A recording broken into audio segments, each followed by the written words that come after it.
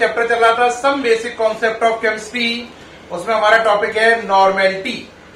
Normality topic बच्चों बेहद कठिन है, और आपने ध्यान चूका तो ये दिमाग से हट जाएगा। ये बहुत होशियार बच्चों को भी 2-2, 3-3 बार समझाने पर भी समझ में नहीं आता है, इसलिए आप ध्यान से समझें, नहीं तो फिर नॉर्मेलिटी आपको कभी भी क्लियर नहीं होगा। क्या है normality? Number of gram equivalent, number of gram equivalent of solute present in 1 liter of solution। क्या मतलब हुआ?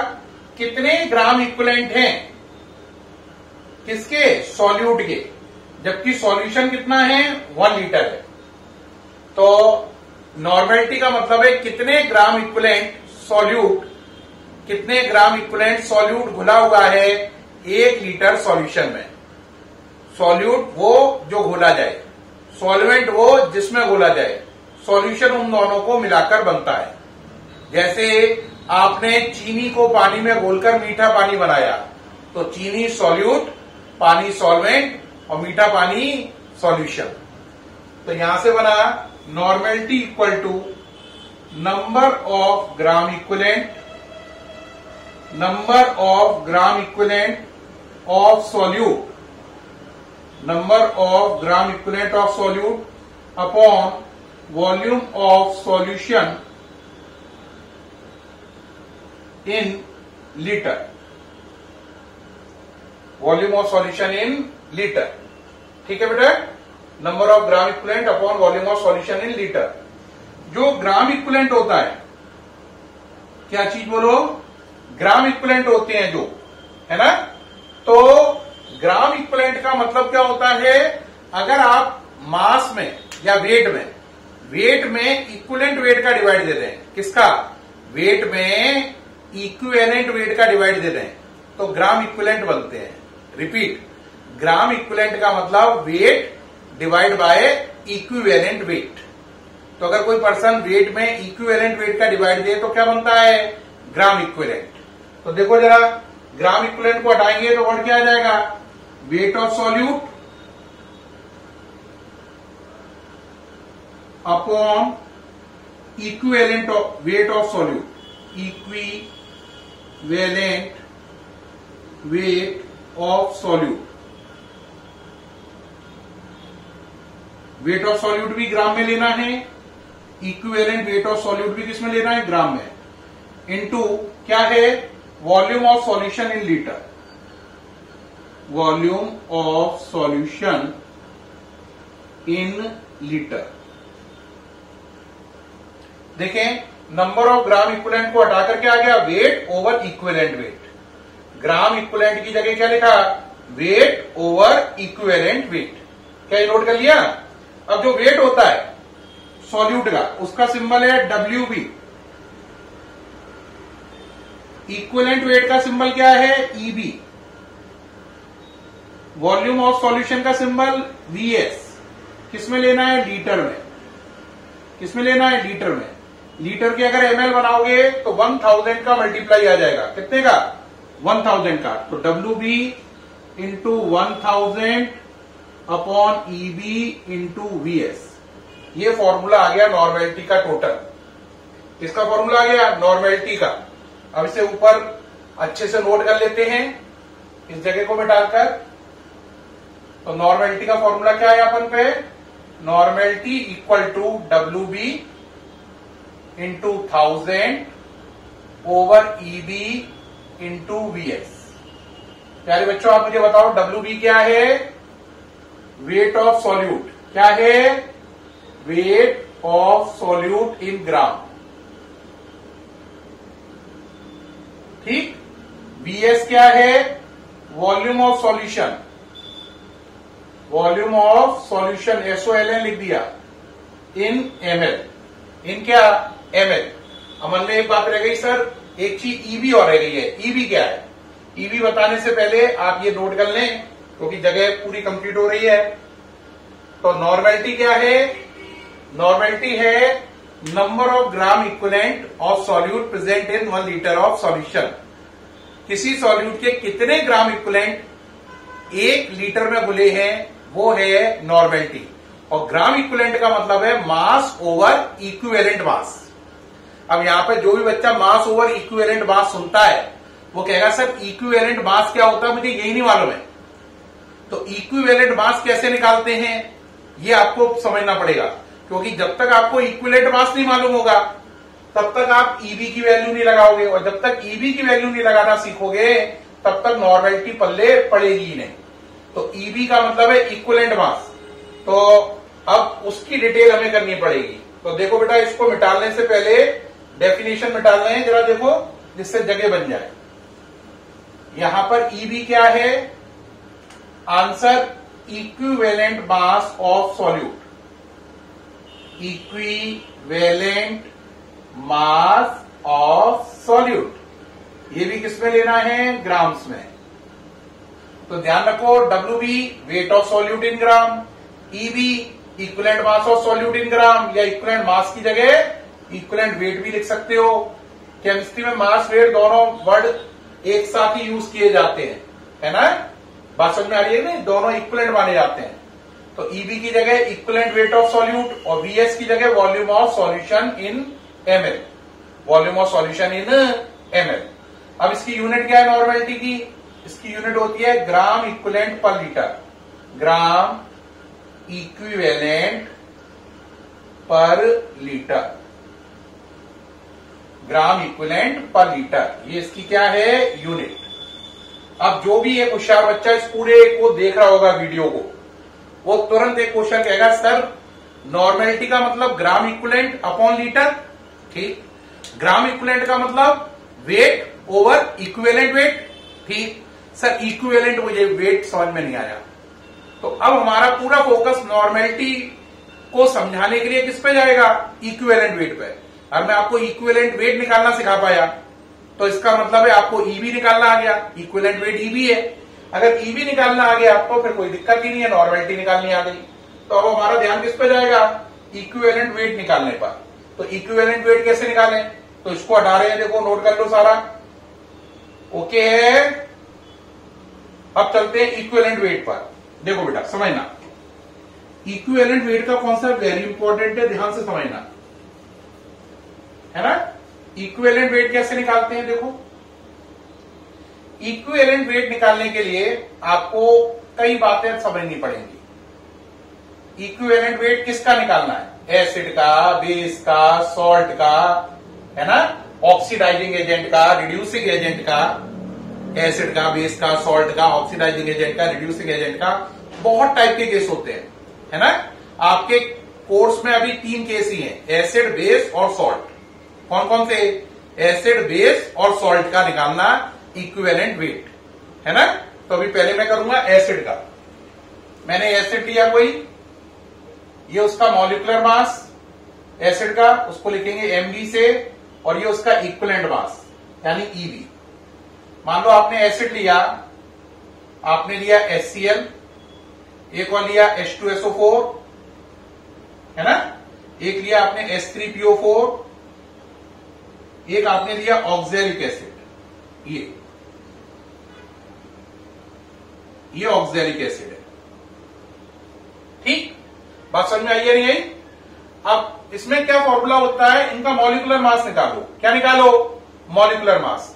तो HCl का मॉलिक्यूलर मास H का 1, Cl का 35.5, टोटल 36.5, 2H का 2, सल्फर का 32, 4O का 64, सबको ऐड करेंगे 98।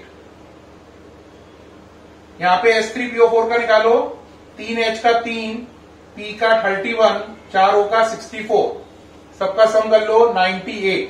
P की वैल्यू 31 है। P की वैल्यू कितनी रखी है मैंने? 31, है ना? Cl की वैल्यू 35.5, सल्फर की वैल्यू 32। इससे ये आंसर निकलने हैं। ऐसे यहां पे आप सॉल्व कर लें, आंसर आएगा आपका 120। कितना आएगा? 120। 2 कार्बन का एक कार्बन का 12 है, 2 कार्बन का 24, 4 ऑक्सीजन का 64, इनका 2, एक पानी का 18, 2 पानी का 36। सॉल्व कर लो, 120 आएगा। अब जरा देखो इसमें H कितने हैं, 1, इसमें 2, इसमें 3, इसमें H कितने हैं, 4 और 2 6। लेकिन पानी वाले H आपके काम में नहीं आएंगे। कौन से काम में आएंगे, ये वाले। तो इसमें H 2 हैं, इसमें 3, इसमें 2, इसमें 1। पानी वाले H काउंटिंग में नहीं आते हैं, उनका डिवाइड लगाओ। उनका क्या लगाओ, डिवाइड, है ना।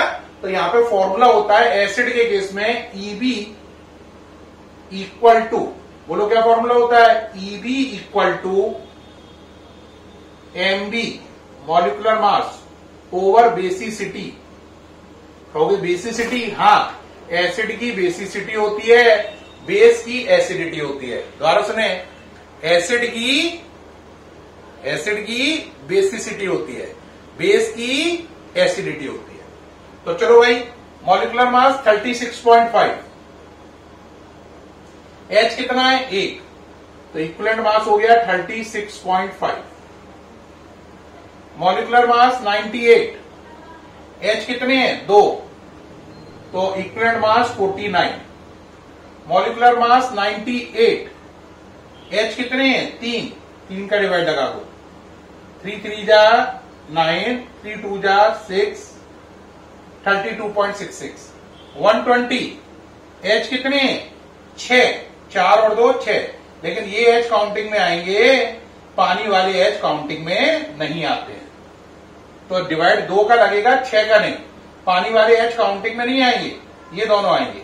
तो इसका इक्विवेलेंट मास कितना हो गया, 60। तो प्यारे बच्चों, ये मैंने आपको इक्विवेलेंट मास या वेट निकालना सिखाया। किसके केस में, आंसर एसिड्स के केस में। इक्विवेलेंट वेट का symbol, equivalent weight of solute का symbol EB, equivalent weight of solute का सिंबल EB। और ये अभी हमने सीखा एसिड के केस में निकालना। एसिड के केस में इक्विवेलेंट वेट निकालने के लिए पहले उसका मॉलिक्यूलर मास निकाल लो और उसमें उसकी बेसिसिटी का डिवाइड लगा दो, है ना। यहाँ पे बेसिसिटी इसकी 1 है, इसकी बेसिसिटी 2 है, इसकी बेसिसिटी 3 है, इसकी बेसिसिटी 2 है। वो डिवाइड लगाए, इक्विवेलेंट मास निकल आए। सामने से हट गया हूं, ये आपको मैंने इक्विवेलेंट मास बोल लो या इक्विवेलेंट वेट बोल लो, ये इक्विवेलेंट वेट या मास या EB निकालना सिखाया इन केस ऑफ एसिड।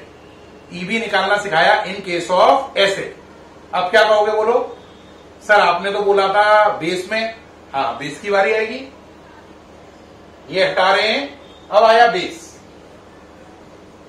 अब अगर हम बेस की बात करें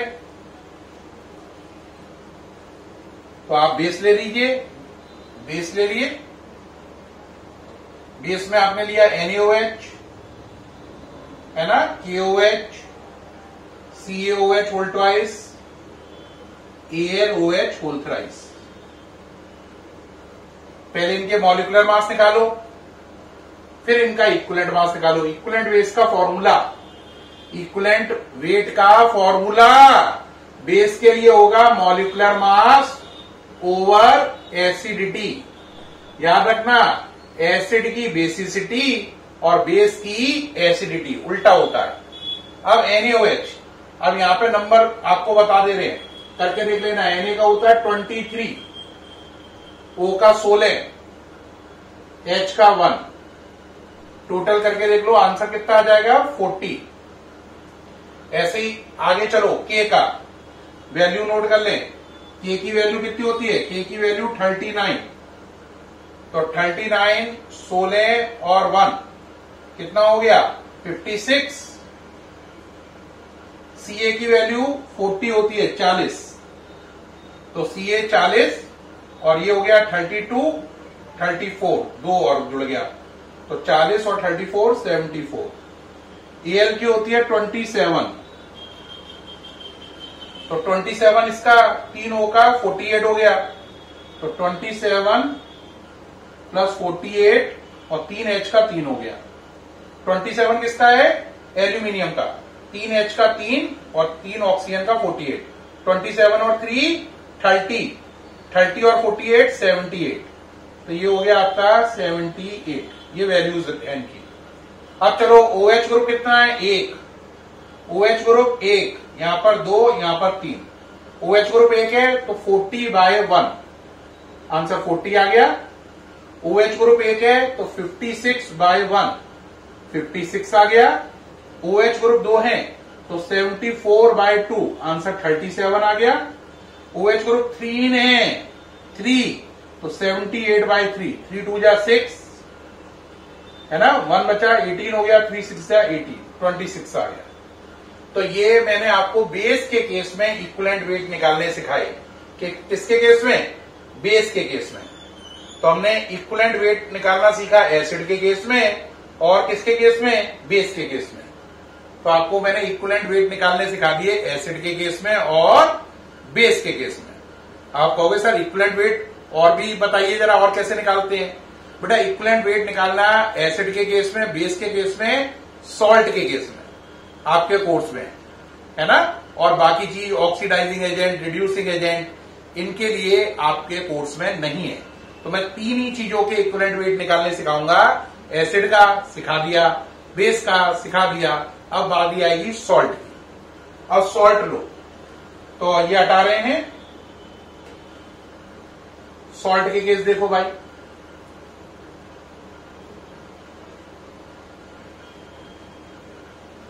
सॉल्ट के केस में क्या करते हैं, यहां पे लिखते हैं सॉल्ट, यहां पे लिखते हैं फॉर्मूला मास, उसका वजन मतलब मॉलिक्यूलर मास ही समझ लो एक तरीके से, और यहां पे equivalent mass. Equivalent mass equal to होता है formula mass F.m over either positive charge और negative charge, either positive charge और negative charge, either positive charge और नेगेटिव चार्ज। जैसे एग्जांपल मानो आपने मुझे सॉल्ट दिया CaCl2, ठीक, एक बंदे ने मुझे सॉल्ट दे दिया, CaCl2 पहले लेते हैं, NaCl लेते हैं, एक ने दिया CaCl2, एक ने दिया AlCl3, ठीक। अब मैं क्या करूंगा, NaCl वैल्यू नोट कर लो, Na की 23, Cl की 35.5, Ca की 40, Al की 27, बोलो कितनी हो गई, 23 और 35.5 यानी 58.5 हो गई। सॉल्ट के केस में मॉलिक्यूलर मास को फॉर्मूला मास कहते हैं। रिपीट, सॉल्ट के केस में मॉलिक्यूलर मास को फॉर्मूला मास कहते हैं। सॉल्ट के केस में मॉलिक्यूलर मास को फॉर्मूला मास कहते हैं। अब चलो Ca 40 और इसको ऐड कर लो, कितना हो गया 71, 35.5 का डबल 71 और 40 कितना हो गया 111, ठीक। अब चलो Al का 27 और इसका हो गया 35.5 इंटू 3 है ना, तो ये हो गया 127, तो यही रहा 90 और 105, 106.5 ये हो गया। ऐड कर लो भाई, है ना 133.5 है ना, यही आ गया ना, ठीक 133.5। अब बताओ NaCl कैसे टूटेगा, NaCl कैसे टूटेगा बोलो जरा। NaCl टूटेगा Na प्लस Cl माइनस, तो प्लस चार्ज भी 1 है और माइनस चार्ज भी 1 ही है। CaCl2 कैसे टूटेगा, Ca प्लस 2 और 2Cl माइनस 1। AlCl3 कैसे टूटेगा, Al प्लस 3 और 3Cl माइनस 1 ऐसे टूटेगा। तो पहले केस में आओ, प्लस चार्ज कितना है 1 या माइनस चार्ज कितना है 1, दोनों चार्ज हमेशा बराबर होते हैं। तो यहां पे हो गया 58.5 अपॉन 1, तो यहां पे हो गया 58.5 ही आंसर। अब यहां पे आ जाओ, प्लस चार्ज कितना है 2, माइनस कितना है देखो -1 इंटू 2, ये भी कितना है 2, तो प्लस चार्ज भी 2 है और माइनस भी 2 ही है, तो डिवाइड 2 का लग जाएगा, तो कितना हो जाएगा 111 डिवाइड बाई 2, डिवाइड लगा लो भाई, ठीक है ना, कितना हो गया 55.5 है ना, ओके रहा। ऐसे यहां पे आ जाओ, देखो प्लस चार्ज कितना है 3, माइनस देखो -1 इंटू 3 3। हमेशा याद रखना प्लस और माइनस चार्ज हमेशा बराबर होते हैं, प्लस और माइनस चार्ज हमेशा बराबर होते हैं बच्चों। कौन बराबर होता है? प्लस और माइनस चार्ज हमेशा इक्वल होते हैं, कंफ्यूज नहीं होना है। प्लस और माइनस चार्ज हमेशा बराबर होते हैं, ठीक। प्लस कैसे काउंट किया? Al प्लस 3 है, माइनस कैसे किया? देखो -1 इंटू 3 -3। प्लस कितना है 2, माइनस कितना है देखो 2, ठीक है कि नहीं। तो यहां पे लिखा है 133.5 डिवाइड बाय 3, डिवाइड दे लेना, जो आ जाएगा वो इसका इक्विवेलेंट मास हो जाएगा। क्या हो जाएगा?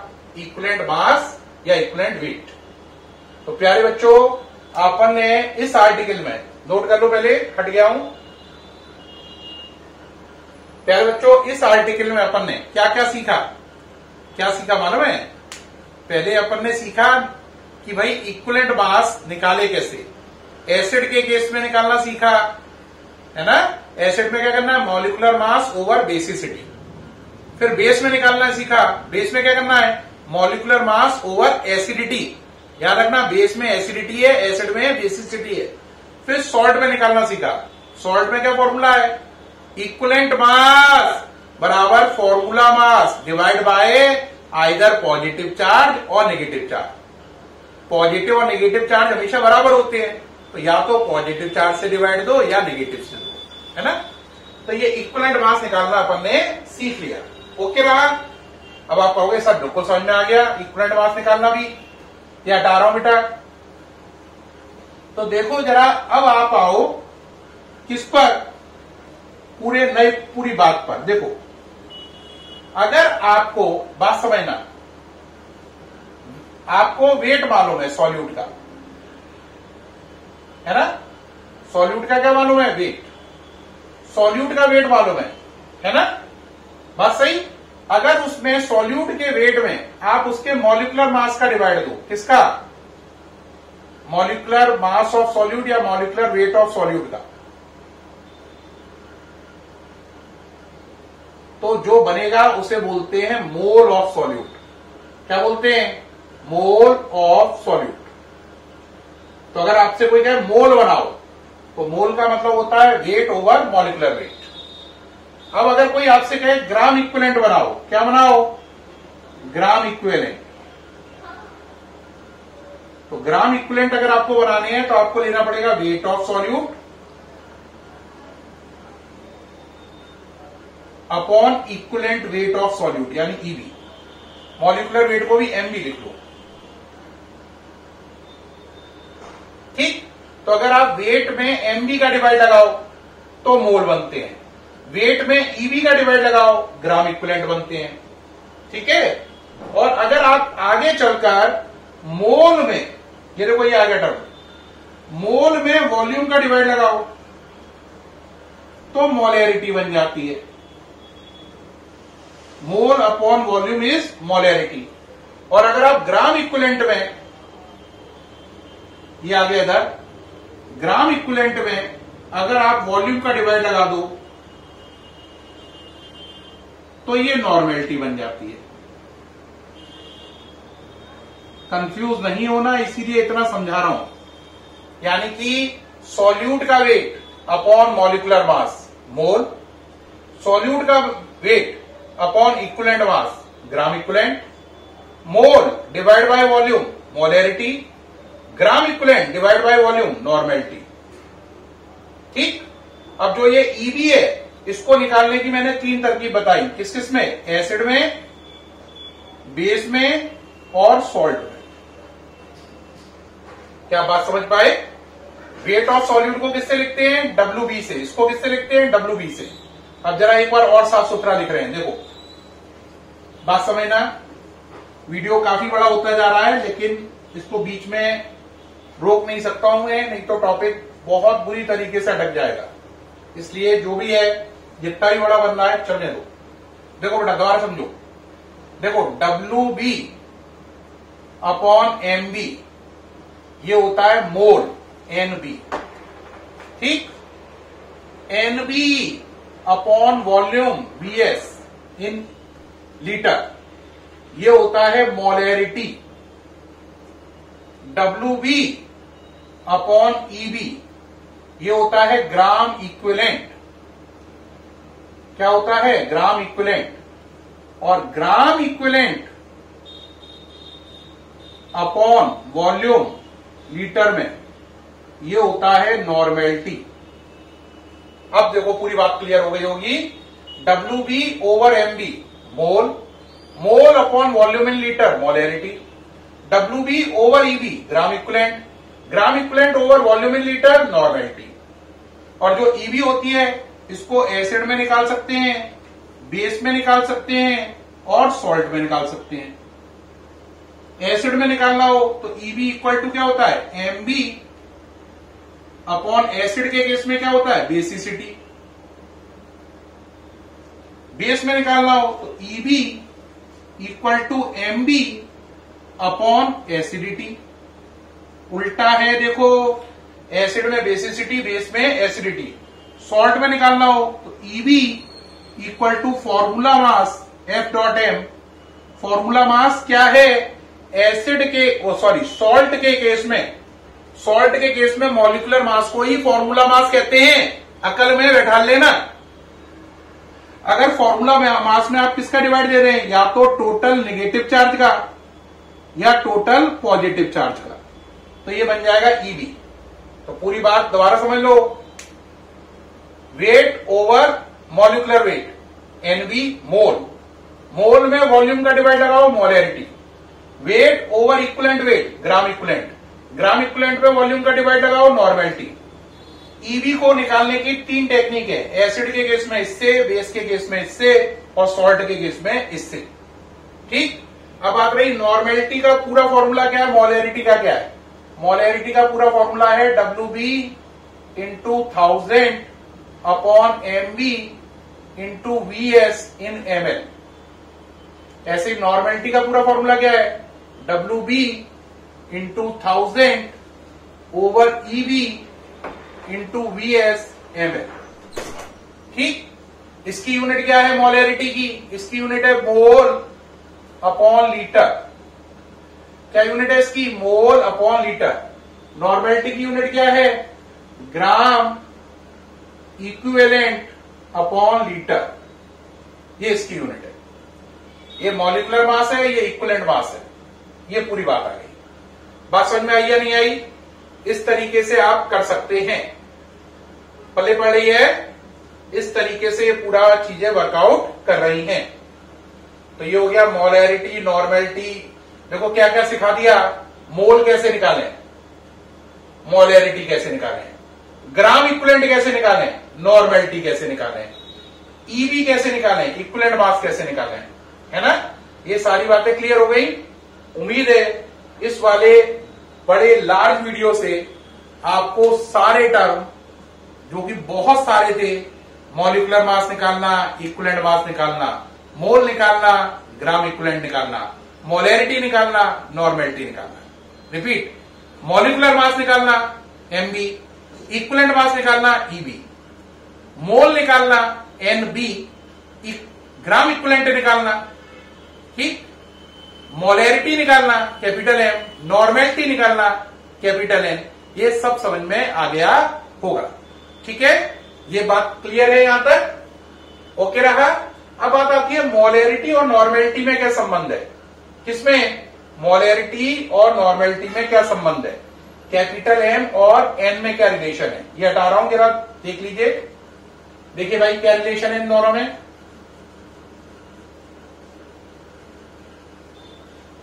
अगर आप मोलैरिटी और नॉर्मेलिटी का फॉर्मूला देखें तो ये दोनों फॉर्मूलों को आप एक दूसरे के नीचे रख दो। तो मोलैरिटी इक्वल टू क्या बोलो, WB into 1000 over MB into VS इन ml। नॉर्मेलिटी क्या है, WB into 1000 over EB into VS इन ml। ये अगर आप ऐसे लिखेंगे तो ये इक्वल हो गया मोलैरिटी ओवर नॉर्मेलिटी के। सही, कुछ कट रहा हो तो काट दो। देखो ये सब कट रहा है। ठीक। अब ये ईबी कहां जाएगा, ऊपर, तो molarity over normality equal to EB upon MB. यहां से क्या हुआ, normality into EB equal to molarity into MB. ये फॉर्मूला यहां से इस्टेब्लिश हो गया। क्या, normality into EB equal to molarity into MB. ये रिलेशन है, रिलेशन बिटवीन किसमें, नॉर्मेलिटी एंड क्या, molarity. Relation between normality and molarity. Normality denoted by N, molarity denoted by capital N. ये इनमें रिलेशन आ गया, N into EB equal to M into MB. सामने से हटा हुआ हूं, आप नोट कर रहे हैं। प्यारे बच्चों, ये वीडियो काफी लार्ज हुआ, लेकिन मुझे उम्मीद है इससे आपको मोल निकालना, ग्राम इक्विवेलेंट निकालना, मोलैरिटी निकालना, नॉर्मेलिटी निकालना, उनमें क्या रिलेशन है ना, एसिड, बेस और सॉल्ट के केस में किस तरीके से इक्विवेलेंट मास निकालें, ये सब टॉपिक आपको अल्ट्रा क्लियर होगा। लेकिन ध्यान रखना, ये वीडियो बहुत बड़ा है, इसे कम से कम 2-3 बार देखना। 3 बार देखोगे तब जाके दिमाग में ये फिट होगा। अगर एक बार ऐसे ही निकाल दोगे तो फिर गच्चा खाओगे। कम से कम 3 बार ये वीडियो देखें, तब आपको सारे कॉन्सेप्ट रट जाएंगे, समझ में आ जाएंगे और दिमाग के खांचे में फिट हो जाएंगे। फिर मुलाकात होगी आपके साथ नेक्स्ट वीडियो में, तब तक के लिए बाय।